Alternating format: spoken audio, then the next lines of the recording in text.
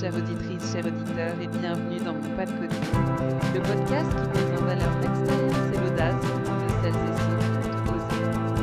Je m'appelle Lynn, je suis psychologue certifiée en analyse transactionnelle et en coaching. J'accompagne les parcours de vie depuis déjà une trentaine d'années. Et depuis peu, j'ai créé l'écosystème Mon Pas de Côté, qui retrouvera le podcast, la newsletter et très prochainement des week-ends pensés comme des retraites confidentielles et des belles Pour le moment, je te laisse le plaisir de découvrir le nouvel épisode de Mon Pas de Côté. Belle écoute!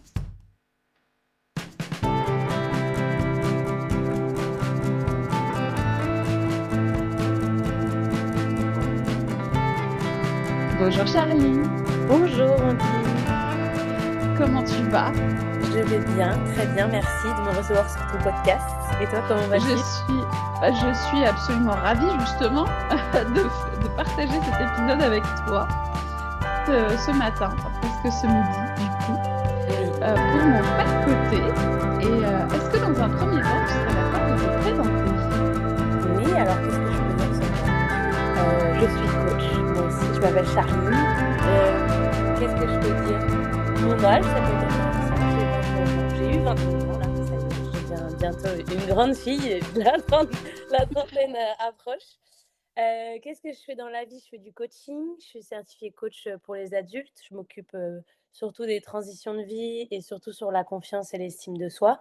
Et j'ai aussi Ok, avec les enfants. J'ai un diplôme de coach spécialisé pour les enfants de 5 à 11 ans. Ou pareil, avant, j'intervenais dans des centres de loisirs sur les émotions, la confiance, l'estime. Voilà. Et puis maintenant, j'habite dans le sud de la France. Et voilà, où j'aime ça dans le sud? à côté de Toulon, à 20 minutes. Ok, trop bien. Voilà, et initialement, j'habitais dans le 44, donc à côté de Nantes, pas loin de Nantes. Pourquoi ce déménagement? J'avais envie de rejoindre une colloque d'entrepreneurs où en fait, Ok, je me suis lancée, 100 à mon compte. J'ai lancé mon entreprise début 2025 et du coup, j'avais un travail salarié en parallèle jusqu'à juillet et donc quand j'ai quitté mon travail salarié, je me suis dit j'étais toute seule chez moi, je me sentais un peu seule pour développer, pour partager mes doutes, mes questionnements et je me suis dit: «Ah, ça pourrait être chouette de rejoindre une colloque d'entrepreneurs» et puis j'ai des amis dans le sud, donc je me suis dit que j'allais faire, conjoint comment on dit? Rassembler les 2 envies de rejoindre un peu mes amis et aussi d'être dans une colloque d'entrepreneurs et j'ai trouvé celle-ci à côté de Toulon. Voilà pourquoi. génial. Je savais même pas, tu vois, que ça existait avant que tu m'en parles dernièrement, les Ouais. colloques d'entrepreneurs. Et donc, tu y es encore? Là, j'y suis encore. On était 5 début septembre, on n'est plus que 4, donc 2 hommes, 2 femmes, dans des domaines différents. Il y a du marketing de réseau, il y a de la photo, vidéo, il y a, de l'événementiel, il y a du community manager, enfin bref. On a un peu, différentes casquettes et du coup, on s'échange en fait, c'est comme une maison partagée, un espace de coworking et en même temps, il y a beaucoup d'humains là-dedans, donc comment tu gères tes factures et en même temps, c'est quoi tes Bien questionnements? sûr. Ah, tu as célébré un objectif? Oh bah, on va faire la fête tous ensemble. Donc c'est trop chouette, on fait tout ça en même temps et ouais, c'est super riche et c'est exactement ce que je venais chercher donc je suis trop contente. Alors, qu'est-ce qui t'a fait passer, d'animatrice à coach?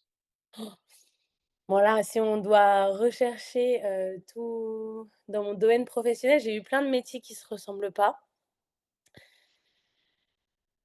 Donc j'ai envie de dire la vie m'a fait évoluer dans différents endroits. Ouais, Dans différents domaines. Les enfants, pourquoi les enfants? Déjà parce que j'ai mon BAFA depuis que j'ai 17 ans. Ça a été un peu mon premier travail, babysitting et cetera. J'ai toujours eu un contact facile et en fait, que je cherchais du sens un peu plus, ces dernières années parce que je travaillais en logistique. Donc c'était intéressant parce que ça m'a permis de déménager au bord de la mer dans le 44.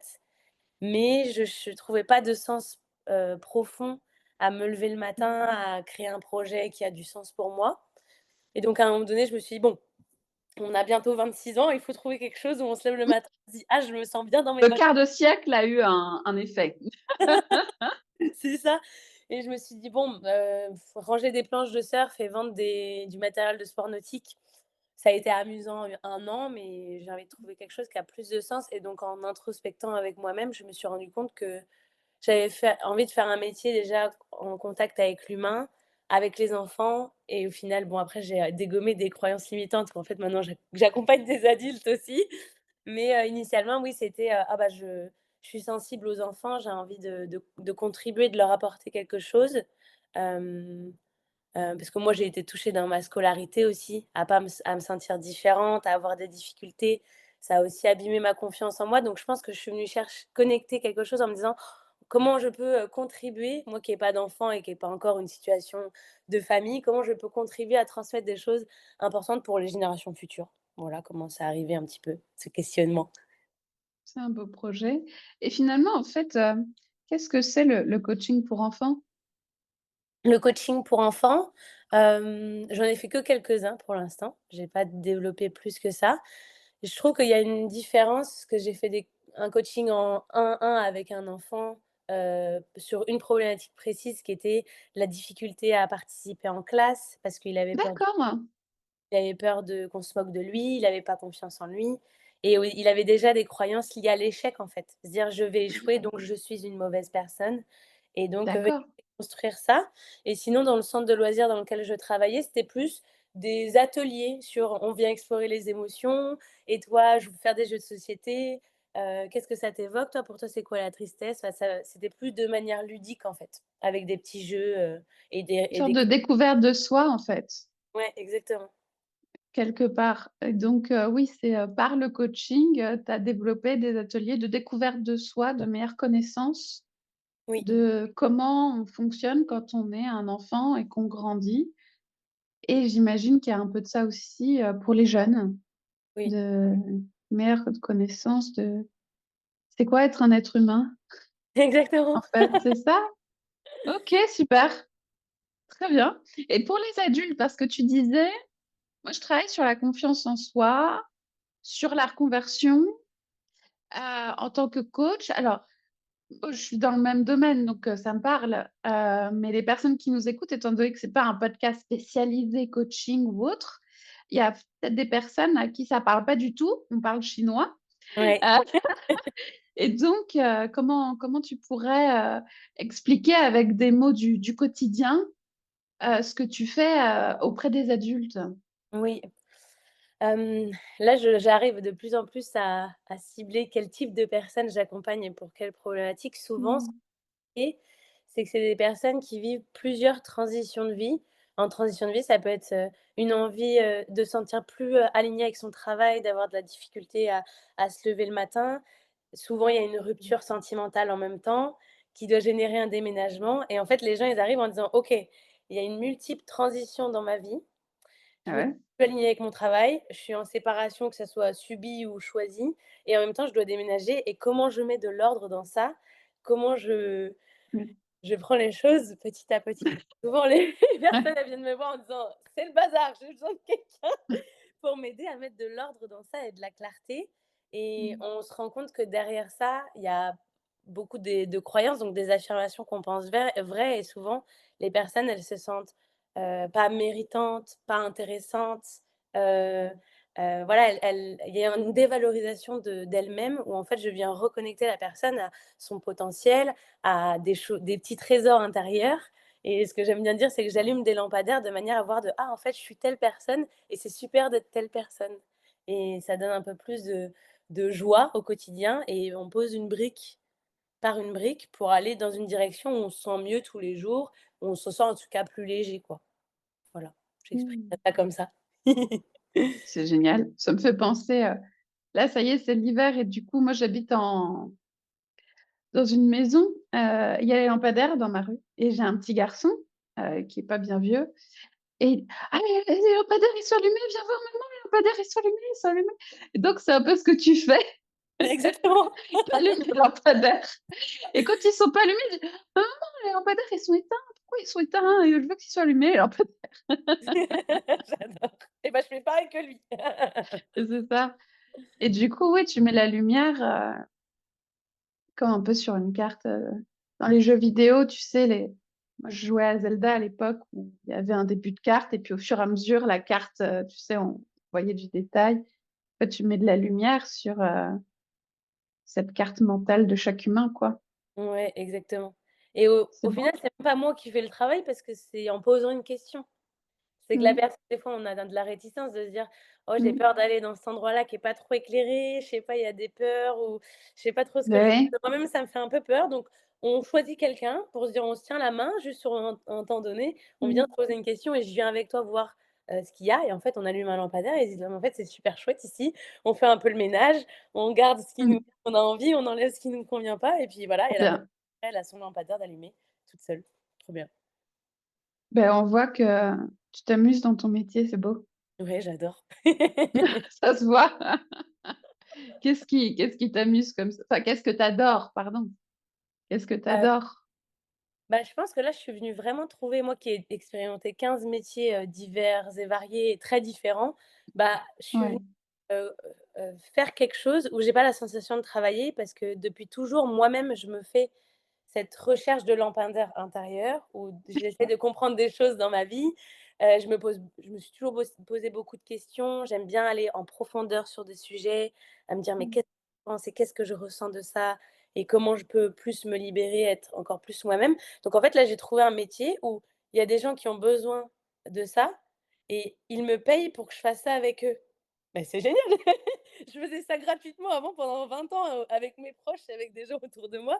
Donc j'ai pas la sensation de travailler, en fait et enfin, en tout cas, je prends beaucoup de joie, même si des fois c'est des zones d'ombre et de tristesse, je prends beaucoup de joie à me dire que la personne, elle se sent mieux après. Ouais. Voilà. Et du coup, il me semble que tu as quand même, une autre activité, en plus de ton activité de coach?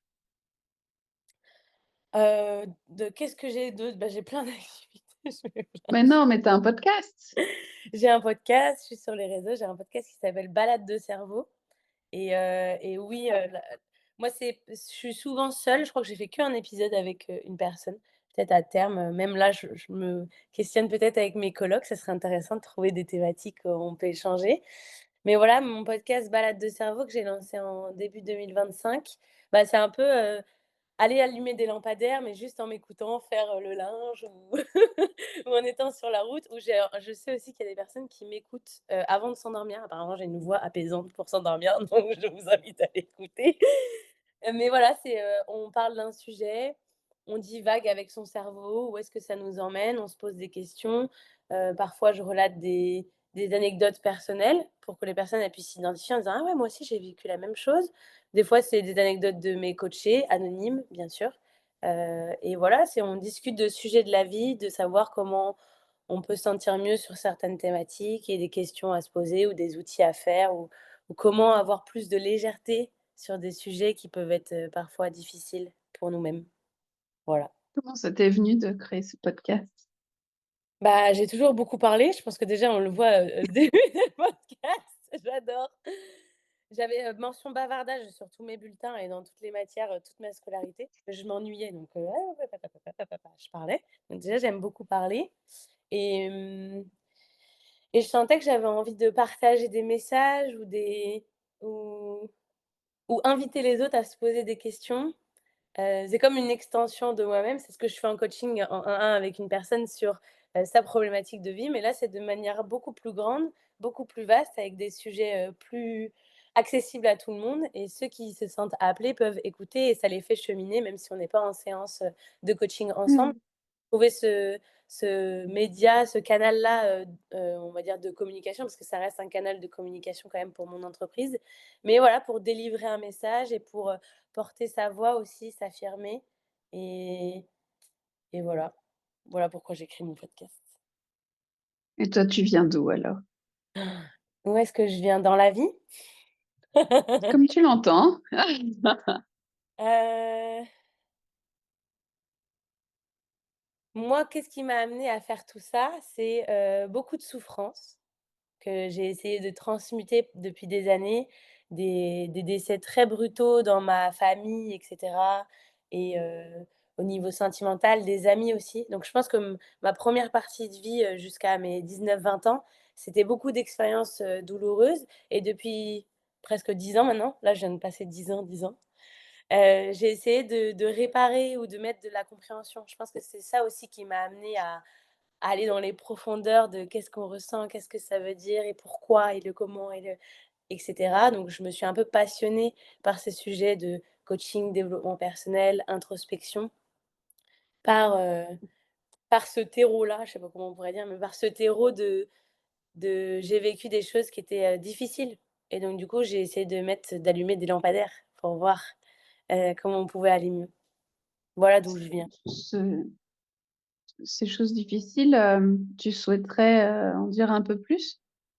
C'est Oui, quoi finalement, bah, c'était des décès dans ma famille, des suicides. Je sais pas si on peut mettre un trigger warning parce que je sais qu'il y a des personnes qui peuvent être sensibles peut-être sur ces thématiques. Mmh.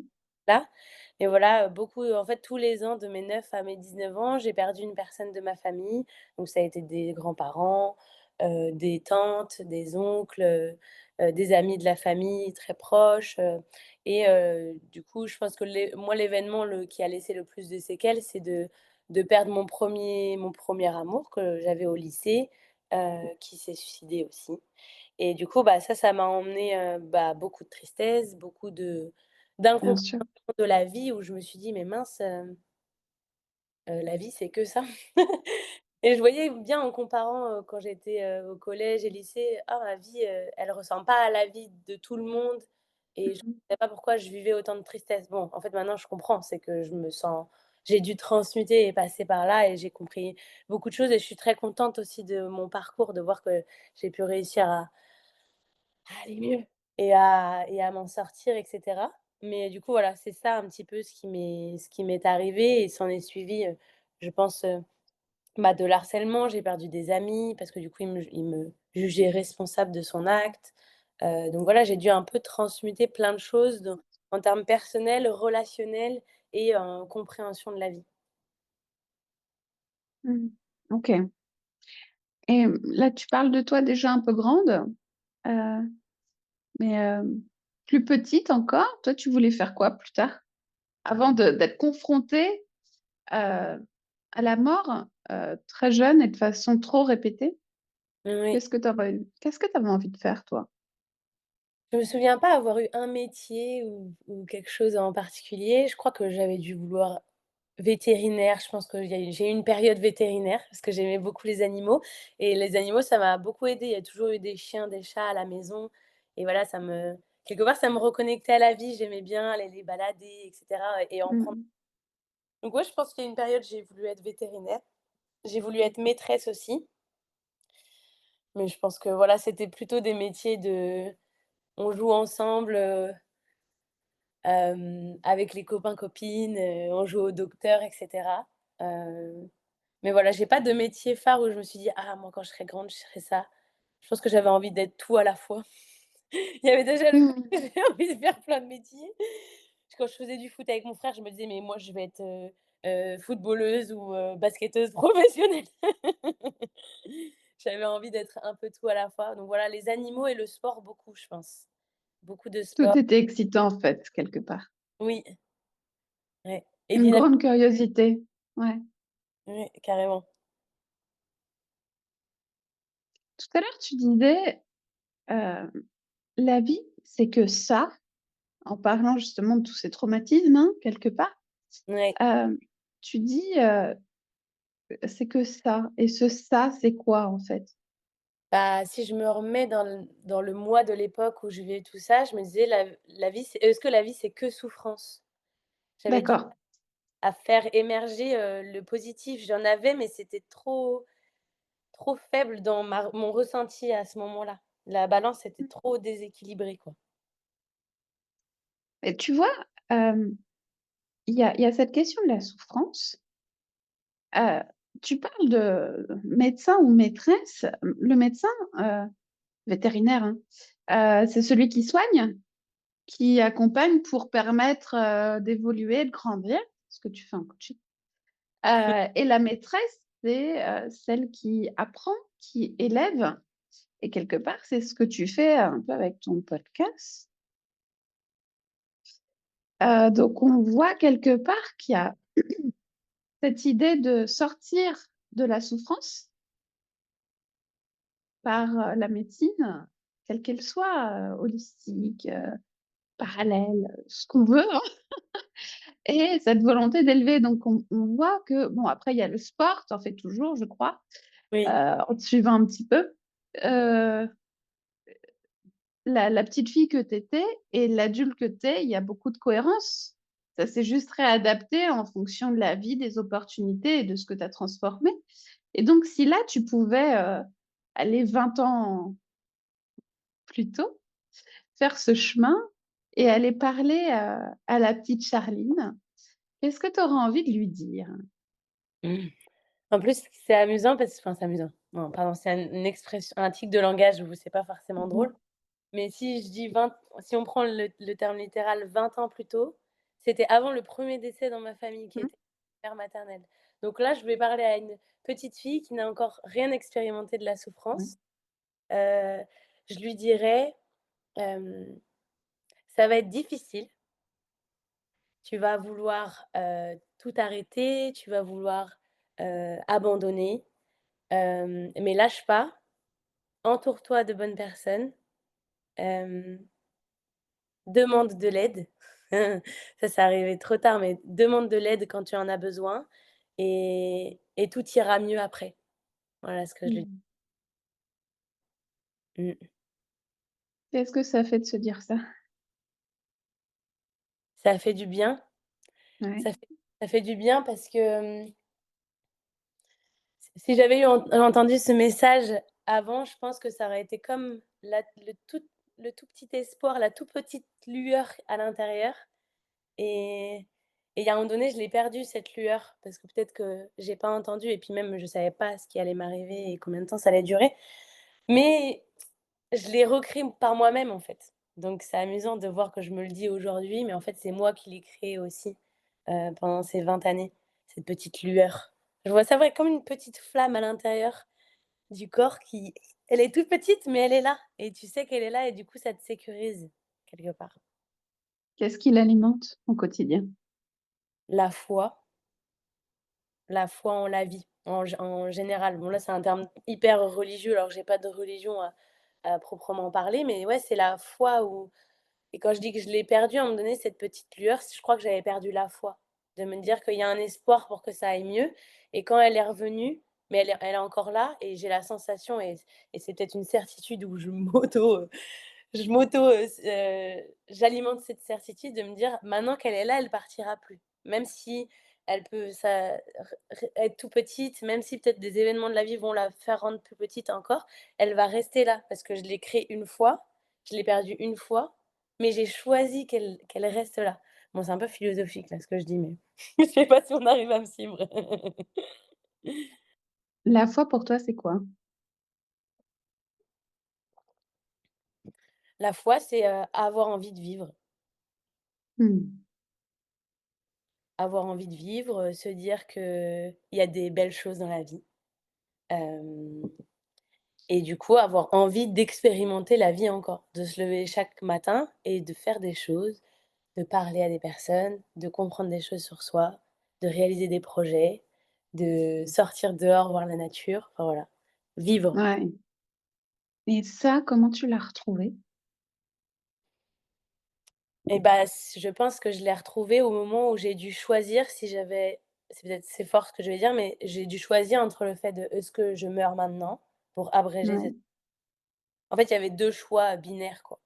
C'est: «Est-ce que je passe à l'acte maintenant pour faire en sorte que ça s'arrête? Ou alors je choisis de vivre?» Et je pense que quand j'ai été confrontée à ces 2 choix-là, Tu avais quel âge? 18-19 ans, je pense, Ouais. 18-19 ans, je commençais à avoir ce genre de pensées et cetera. Et en fait, j'ai vraiment eu la sensation d'avoir 2 chemins en me disant: «OK, soit on tout s'arrête maintenant et il y a plus une question de devoir faire un effort de, Mmh. ou soit je choisis de vivre» et j'ai choisi de vivre pour plein de raisons parce que j'avais pas envie que ma famille souffre et je pense que j'avais pas envie de rajouter de la souffrance à des personnes que j'aimais.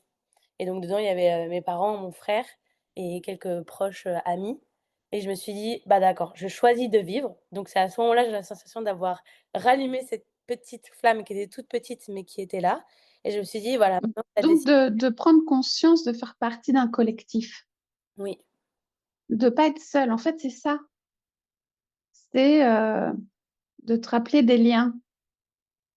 ouais, En fait, c'est ça que j'entends dans ce que tu dis. C'est je ne oui, suis pas seule et cette humanité, parce que c'est ça d'être humain, en fait aussi, c'est ce dont parle Charles Pépin dernièrement là dans son dernier livre où il dit qu'en fait, quand on vit un échec, ça arrive et en fait de vivre un échec, entre autres, ça nous permet de nous ramener à notre humanité parce qu'en général, bah, les autres viennent nous réconforter.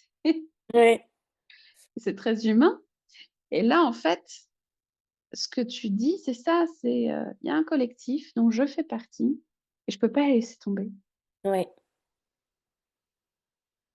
exactement. Donc quelque Et part, si on doit le schématiser, c'est ce collectif et l'humanité avec un grand H qui a rallumé, enfin ma mon groupe à moi de collectif a rallumé cette petite flamme, en fait. bah, heureusement! On les remercie! Bah, oui, c'est essentiel de Ouais. se rendre compte qu'on n'est pas seul. Ah oui. Mais c'est ça aussi, Mmh. je pense, qui a fait basculer le fait de oui, je souffre, c'est de la souffrance, mais Ouais. en j'ai Mmh. aussi de l'amour et des liens qui sont forts, en fait. C'est venu recalibrer, la balance, quoi, quelque part. Mmh. OK et donc toi, est-ce que ça fait partie d'un de tes pas de côté ça? Bah, je pense, ouais. Il est quand même Quand même, hein? il est quand même pas mal ce pas de côté. Oui, Mmh. oui, et ça m'intéressait peut-être de savoir, toi, est-ce que tu as une définition d'un pas de côté? Je me suis questionnée à un moment donné, je me suis dit: «Tiens, ça veut dire quoi, un pas de côté?» Alors je vais faire, ma psy et pour toi, c'est quoi un pas de côté? Moi, ce que j'ai trouvé, c'est à quel moment, je vois un chemin, en fait. Tu es sur un chemin, Ouais. peu importe lequel, qu'il soit, dans n'importe quel domaine, et à un moment donné, littéralement, tu fais un pas de côté, donc tu décides de sortir du sentier, sur lequel tu étais, pour Mmh. soit marcher un peu dans la brousse, qui va t'amener je ne sais où, ou soit c'est parce qu'à côté, il y avait un autre sentier, donc une autre direction, une autre voie, et tu as envie d'aller Mmh. autre part. Mais derrière, il y a plein de sens différents parce qu'il peut y avoir un pas de côté parce que, je sais pas, tu marchais en collectif sur un sentier et tu dis: «Moi, j'ai pas envie d'aller là-bas». Que ce soit le collectif des amis ou de la famille et tu dis: «Mais non, mais moi, je veux aller là-bas», et je vais ne pas correspondre aux attentes peut-être de la famille ou du collectif et je vais faire un pas de côté. Ça peut être aussi Ouais. de la société, ça peut être, enfin, dans tous les domaines de vie différents. Voilà, je sais pas, moi, je me suis dit ça. Bah, oui, mais c'est très juste et donc par rapport à toi alors, il y a ça en effet, ce fameux «ça» dont on parle depuis tout à l'heure, hein, cette souffrance, cette foi, Ouais. qui fait partie des pas de côté de ton existence et par rapport à, heu, l'idéologie que tu développes autour de cette question du pas de côté, qu'est-ce qui a émergé pour toi dans tes pas de côté à toi? En fait, je me suis dit: «Mais qu'est-ce que je vais bien raconter?» parce qu'il y en a plein. Bah, oui, Mais en fait, quand tu te poses 2 secondes, tu dis: «Beh, là, j'ai fait un pas de côté, là». ouais, ouais. C'était foisonnant et j'ai dit: «Ouh là, c'est limite, il y en a trop, je verrai ce qui sort à l'instant T, on verra». Hem, il y a un pas de côté que je me rappelais plus et je trouvais ça intéressant de me dire: «Tiens, je vais», ça m'a enfin, c'était plus présent dans mon quotidien et pourtant je me suis rappelée. Hem, du coup, quand j'avais fait mes études supérieures en école de commerce, j'avais fait un prêt étudiant de manière à avoir assez de sous pour faire un bachelor et un master parce que c'est un peu ce qu'on disait, à ce moment-là, dans mes études en disant: «Bah, voilà, c'est quand même mieux d'avoir un double diplôme et ce cursus jusqu'ici». Donc j'ai fait le bachelor que j'ai obtenu et en fait, je suis pas, je n'ai pas envie, en fait, de faire un master comme tout le monde. Donc j'avais eu la sensation de faire un pas de côté. Je me suis dit: «Peut-être que je Mmh. le ferai plus tard» et cetera, et à la place, j'ai travaillé à l'usine. Le pas de côté. J'ai coupé du poulet et j'ai fait de la soudure.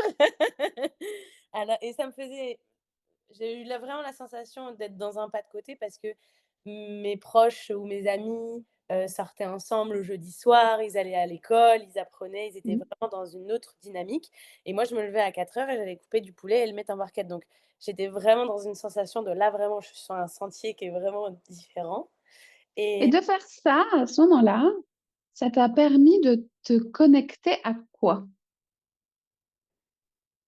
en fait, j'ai écouté un besoin, mon besoin, et une de mes valeurs aussi, de liberté, parce que je commençais à Mmh. être dans ma petite ville où il s'était passé beaucoup de choses, où j'avais en fait la sensation de manquer d'air, dans mes Mmh. relations, dans l'environnement dans lequel j'évoluais. Je me suis dit: «Il faut que je parte voyager». Je suis jeune, j'ai envie d'aller voyager avec mon sac à dos. Pour ça, bah, j'ai découlé l'objectif. J'ai dit: «Bah, pour ça, il me faut de l'argent. S'il me faut de l'argent, je vais travailler». Le truc le plus simple, c'est de travailler à l'usine parce que j'habitais en campagne et qu'il y avait plein de travail, à l'usine et donc en fait, je me suis dit: «Bah, voilà, je vais» et ça m'a permis de me connecter à ma valeur de liberté et à réaliser un projet à ce moment-là de non, c'est ça qui vient quand j'y pense et j'ai envie de respirer, j'ai envie d'aller à l'autre bout du monde, j'ai envie de mettre de l'air, j'ai envie de me reconnecter à moi, qui je suis aussi dans cette jeune femme que j'ai envie d'être, enfin que je suis ou que j'ai envie de devenir et voilà, je pense que ça m'a connectée à cette liberté-là. Ouais, je fais ce que je veux. Exactement. Si j'ai envie de me lever à 4 heures du mat, pour, mettre en barquette du poulet que j'aurais découpé, c'est ça ma liberté. Non, mais Exact c'est vrai, ouais, parce que derrière, ça t'a permis de remplir ton compte en banque et puis j'imagine que tu l'as fait ton voyage. voilà et après j'ai fait mon sac à dos et je suis partie à l'étranger. Bon, ma mère avait très Tu es peur. allée où?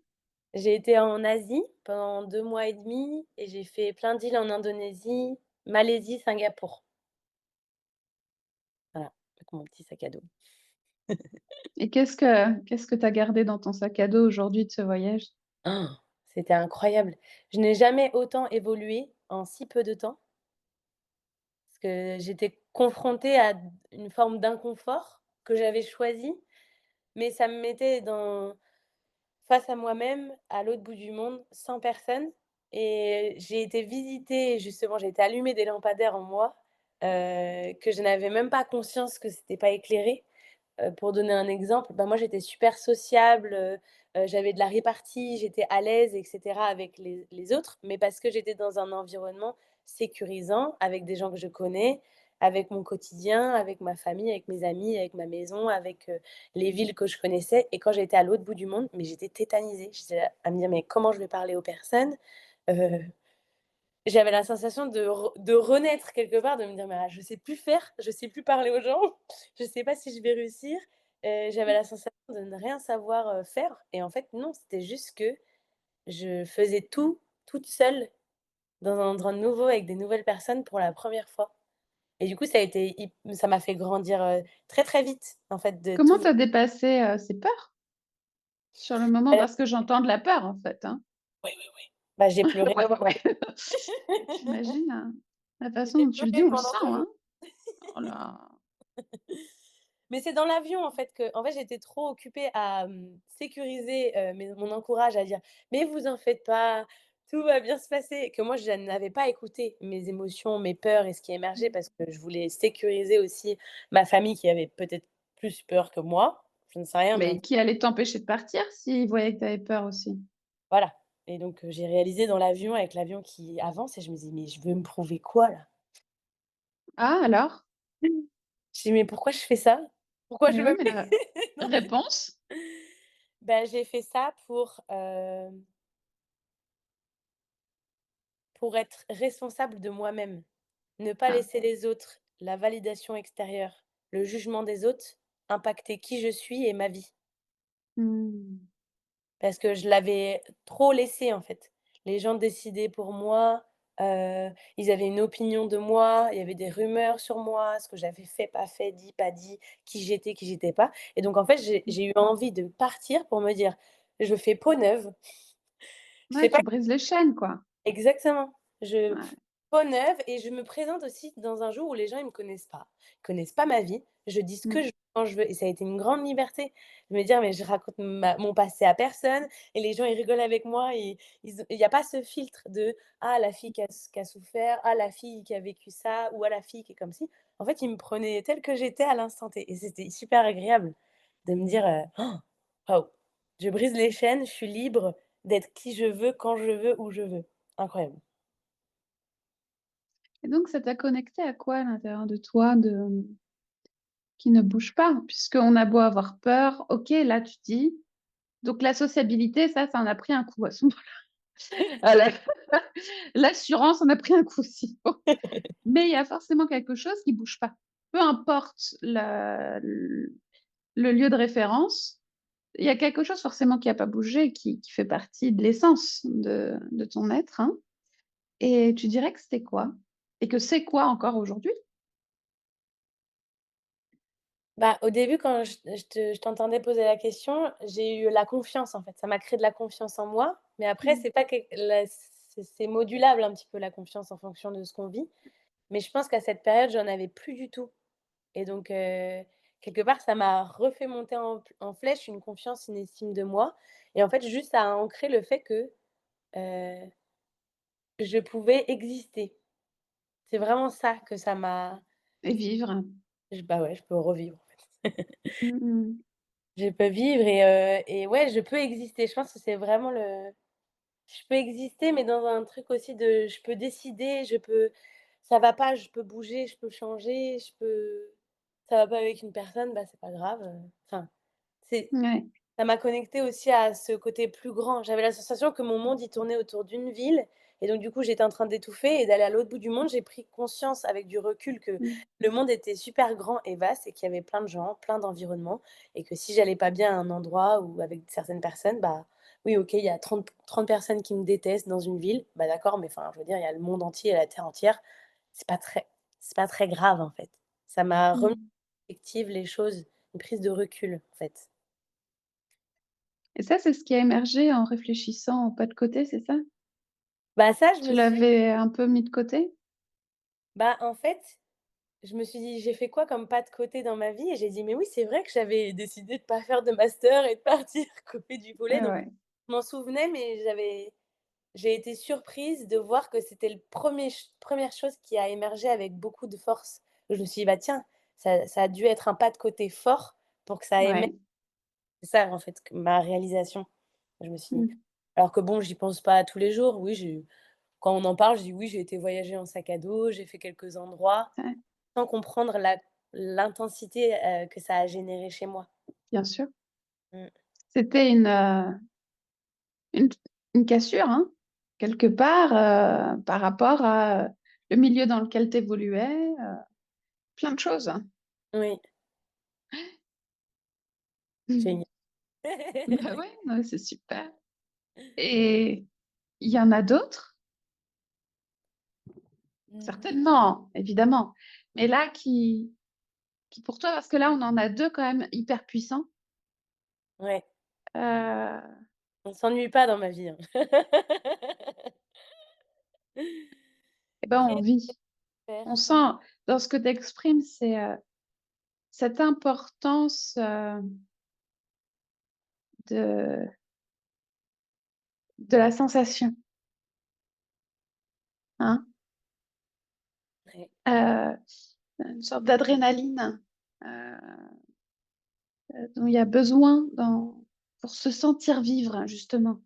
Ce qui exactement. paraît, évident suite, au décès que tu as subi, que tu as, au deuil répété que tu as dû vivre, et dépasser. Donc, c'est pas c'est pas anodin que tu aies autant besoin de ces sensations-là, et de cette intensité-là, pour ressentir et sentir, hein, que Oui, oui, on a envie, quoi. oui, mais oui, Et ouais, c'est l'intensité et je remarque d'ailleurs quand ma vie, elle est un peu, plus tranquille, c'est la routine, il y a pas de nouveautés, il y a pas de découverte, bah, je me dis: «Ouh là, il y a des choses à changer là».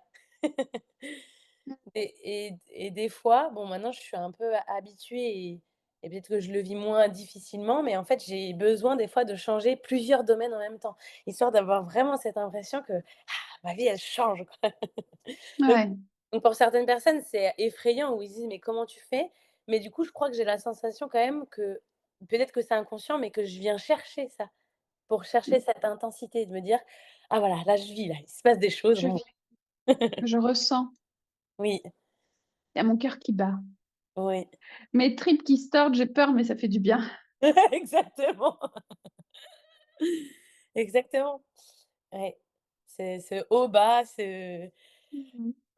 bon, maintenant je vis mieux les hauts-bas ou les périodes, émotionnelles, très intenses, mais ça aussi, dans les émotions, c'est très, très intense, quoi.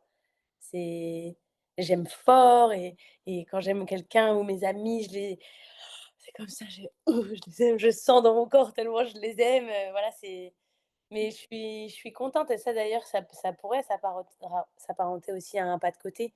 La relation aux émotions où pendant, toutes ces années, les 20 premières années, moi j'avais une croyance très forte qui était les émotions, être sensible, c'est être faible et du D'accord. coup je masquais beaucoup en fait, mes émotions. Je cachais et j'utilisais aussi des mécanismes dont je ne suis pas fière, mais je pense que je peux en parler parce que je sais qu'il y a des personnes qui se reconnaissent dans ça. C'est j'attaquais aussi. Je me défendais, Mmh. j'utilisais ma répartie et je pouvais devenir moi agressive de manière à cacher en fait ma sensibilité et ma Bah, douceur pour me pour défendre en me défendre. disant: «On m'attaque pas mais je vais attaquer, comme ça on me laisse tranquille et on voit pas que je suis, douce et sensible et qu'il y a des choses qui me touchent». Eh oui, Et donc bien ça, sûr. c'est le un pas de côté aussi qui s'est fait de manière plus diffuse. C'est pas un événement, Ouais. précis, mais où en fait maintenant j'adore, enfin, je suis passée d'un extrême à un autre où, j'aime montrer cette part de sensibilité. Toi-même tu sais, en formation, Mmh. je pleure ou en séminaire, je fais que pleurer. Mais ça, pour moi, avant, c'était impossible, quoi, de montrer cette partie-là de moi. OK. Si, tu pouvais donner des recommandations aux personnes qui nous écoutent par rapport justement à ton référentiel qui est ton propre vécu et ce que tu peux observer, avec les per dans ton accompagnement, ce serait quoi? C'est sur les émotions ou en général? Sur la vie? Heu, Parce que finalement, c'est de ça dont on parle depuis tout à l'heure. est-ce que tu pourrais C'est de la répéter vie. la question, s'il te plaît? De manière à ce que je comprenne bien. S'il y a des personnes qui, comme toi, ont parfois eu, des questionnements sur, cette vie, sur, leur fonctionnement, est-ce que c'est OK? Est-ce que c'est pas OK? Je me sens pas, là où je me sens enchaînée, je me sens jugée, j'ai peur. Je trouve pas, je trouve pas mon compte, des choses comme ça. Tu vois un peu ce que tu décris? Oui, Tu auras envie de leur dire quoi? Enfin, faire quelles recommandations à ces personnes? oui. Il y a plein de choses qui me viennent. Là, dans ma tête, je suis en mode: Vas-y, «Attendez, attendez, attendez». allez, Vous prenez un ticket là-haut, là, voilà, on va dérouler petit à petit. Je pense que la première chose et ça va lier du coup ce que j'ai dit au début du podcast qui est de qu'est-ce qui moi m'a rallumé ma petite étincelle d'espoir? Bah, c'est de regarder autour de soi, des personnes de confiance ou qu'on aime sincèrement ou qui nous aiment sincèrement. Des fois, il y en a peu dans notre entourage, mais il suffit pas d'en avoir, des dizaines et des dizaines. Déjà, si on en a une, c'est déjà intéressant. Ça peut être des amis, ça peut être, une collègue, un collègue, et ça peut être aussi des personnes qu'on ne partage pas, une intimité ou un lien de sang ou quoi que ce soit, mais ça peut être un professionnel de santé. Moi, je sais que j'ai été, suivie en thérapie pendant 10 ans et en fait, il y a un moment donné, bah, ma thérapeute, c'était aussi une personne de confiance où j'avais un espace pour, hem, exprimer des choses, ne pas me sentir jugée et donc peut-être à des personnes qui se sentiraient dans ces périodes de vie ou dans ces questionnements, bah, regardez autour de vous quelles personnes de confiance vous avez et moi personnellement, j'ai aussi vu avec quelles personnes pouvaient m'apporter quoi comme ambiance, comme écoute et cetera. J'ai des amis qui sont très doués quand je vais pas bien pour m'écouter et j'ai d'autres amis qui sont peut-être moins doués pour m'écouter, mais en fait avec eux, je me sens, légère.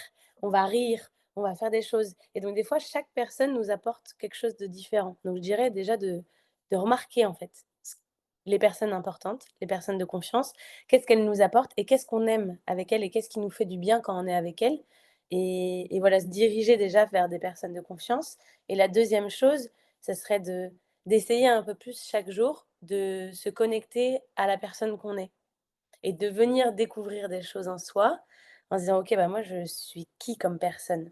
Comment je peux, savoir encore plus qui je suis? Heu, d'où je viens?» les questions que tu me posais. Quel lampadaire je peux venir allumer à l'intérieur de moi? Heu, voilà, essayer de créer une connexion avec soi-même, pour comprendre des choses, analyser peut-être les pensées qu'on se dit de soi, comment faire en sorte de laisser les émotions passer aussi parce que moi je vois que c'est un gros blocage, dans les personnes que j'accompagne en coaching. Il y a beaucoup de blocages liés aux émotions. On se dit que c'est intense et des fois c'est inconfortable, mais personnellement, en tout cas, je sais que ça a été un travail, de reconnexion à mes émotions, de les laisser me traverser, qui a été qui a été bénéfique dans ma vie et dont je me sers encore aujourd'hui. Donc c'est une, heu, une compétence, parce que j'ai la sensation quand même que c'est une connaissance, mais aussi une compétence à acquérir et qui va nous aider toute notre vie, dans tous les domaines de vie, pour toutes nos expériences. Donc voilà, je dirais de se connecter à soi et d'apprendre un peu plus à se découvrir et je pense déjà c'est pas mal. Je veux dire au boulot quoi, parce que je sais que des fois on dit des trucs comme ça en 4 phrases, mais ça prend du temps et «c'est normal» Mmh. entre guillemets que ça prenne du temps, hem, parce que c'est des choses, complexes aussi quelque part. Bien sûr. Mmh. OK. Bon, bah, c'est, le temps de l'exercice, de mon podcast. Ah j'adore. Heu, ouais, c'est un exercice que tu connais, hein? C'est un exercice de visualisation, OK? Donc je vais, t'inviter à t'installer confortablement dans ton siège, de n'avoir, aucun croisement si c'est possible, de ne pas croiser les orteils, en général on le fait pas, mais sait-on jamais. De ne pas croiser les jambes, de ne pas croiser les mains, les doigts, les bras. Voilà, pas de croisement. Si c'est OK pour toi de fermer les yeux, et si c'est pas OK, tu peux fixer un endroit qui te laisse, aller te balader à l'intérieur de toi et puis de prendre, moi je regarde à côté, et de prendre, quelques respirations profondes et ventrales afin d'installer le calme à l'intérieur, de ton corps, à l'intérieur de toi et puis de te projeter dans 5 ans, en 2030. C'est un futur idéal où tout est possible, il n'y a aucune contrainte. Tu peux être où tu veux. Où es-tu?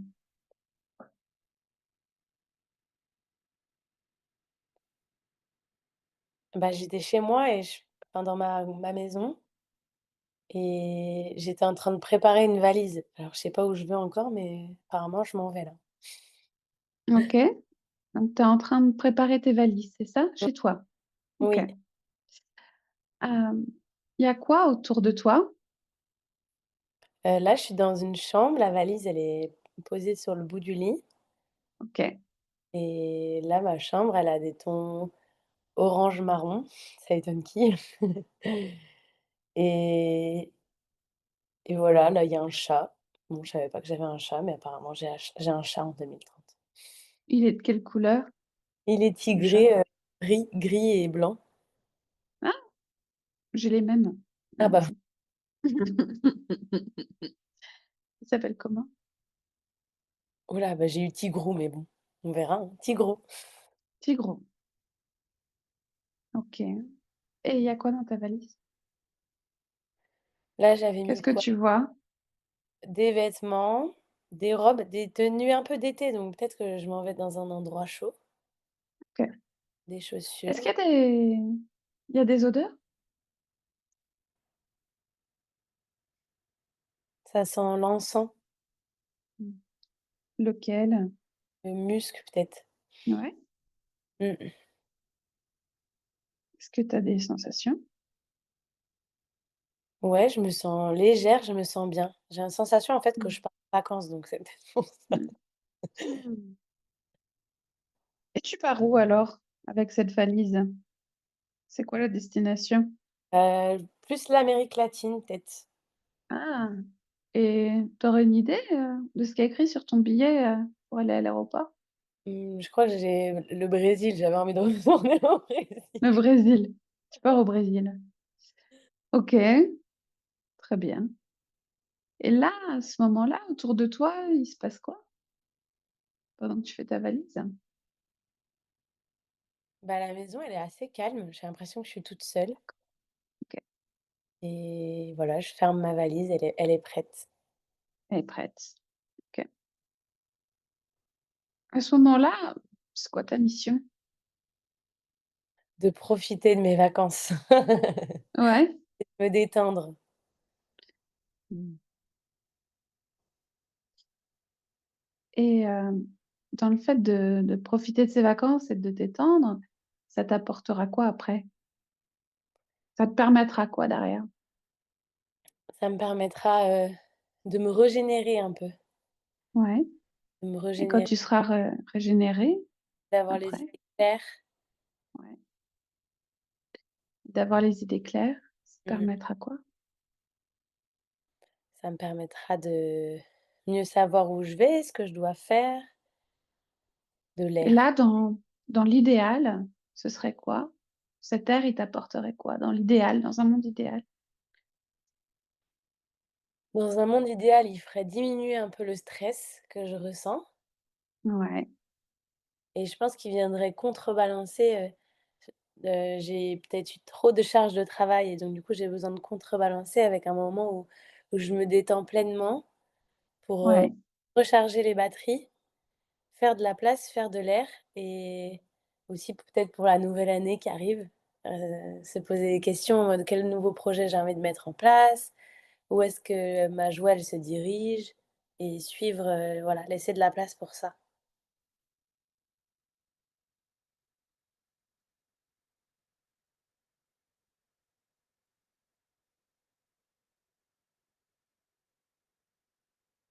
Qu'est-ce que tu ressens?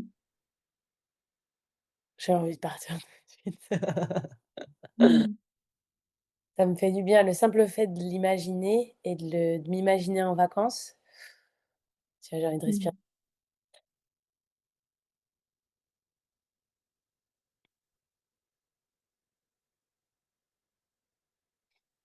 Donc là, ton besoin, c'est quoi, à ce moment-là? Pour me reposer. Te repose. Ah ouais. Eh bien, je t'invite à respirer depuis tes orteils jusqu'au sommet de ton crâne, cette sensation de vacances, de régénération, d'air et de prendre cet air et de l'inspirer afin de faire profiter chaque cellule de ton corps, faire de la place et de respirer là-dedans.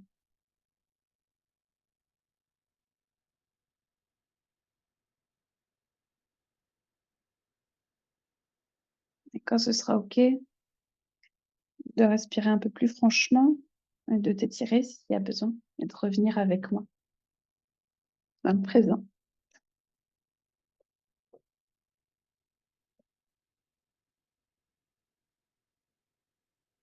Mmh. Les vacances. Quel serait, quel est comment tu te sens là, à l'instant? Ah, je me sens bien. J'adore les visualisations, ça me fait du bien. J'ai l'impression que mes cellules, elles font tout se pose, ça fait trop du bien. Si tu pouvais mettre en place une vraie bonne première action pour aller vers ça, ce serait quoi? Je pense que ça fait longtemps que j'ai pas déterminé un temps de vacances. Alors il y a des fois, Ouais, je suis en auto-entreprise et que c'est la première année, bah, voilà, il y a beaucoup de charges de travail, il y a aussi du stress, il y a des doutes et donc du coup, Je pense que j'ai pas encore pris cette année, ou en tout cas ça commence à faire longtemps, un vrai temps où je me dis: «Là, je ne travaille pas». Parce qu'il y a toujours OK. aussi l'élan, en fait, vu que c'est mêlé aussi à l'élan, tu es là en mode: «Oh non, mais j'ai trop une idée, ah, faut que je fasse ça» et vu qu'il y a un métier passion un peu, bah, il y a du mal à délimiter, là, je ne fais rien ou quand je ne fais rien, c'est parce qu'il y a des proches qui viennent me voir. Mais j'ai aussi besoin de ne rien faire quand je suis toute seule et d'avoir le droit de rien faire seule pendant un temps donné. Donc je pense que l'action là que j'aimerais mettre en place, c'est que, je vais retourner voir mes proches, pour les fêtes de fin d'année et j'aimerais vraiment me dire: «OK, bah, cette semaine-là, je ne travaille pas et juste je fais, bah, ce que je veux». Je verrai à l'instant T ce que j'ai envie de faire, mais je suis aussi alignée à l'intérieur de moi de me dire: «Je ne travaille pas parce que je sais que je viens nourrir ce besoin qui est important pour moi, pour mon travail, pour mes relations, pour tout, en fait». Est-ce que tu peux l'écrire? Ouais, je peux l'écrire, j'ai ça. J'ai une petite feuille en face de moi. Hem, je vais mettre pendant les fêtes, enfin la semaine, c'est très précis, la semaine avant les fêtes,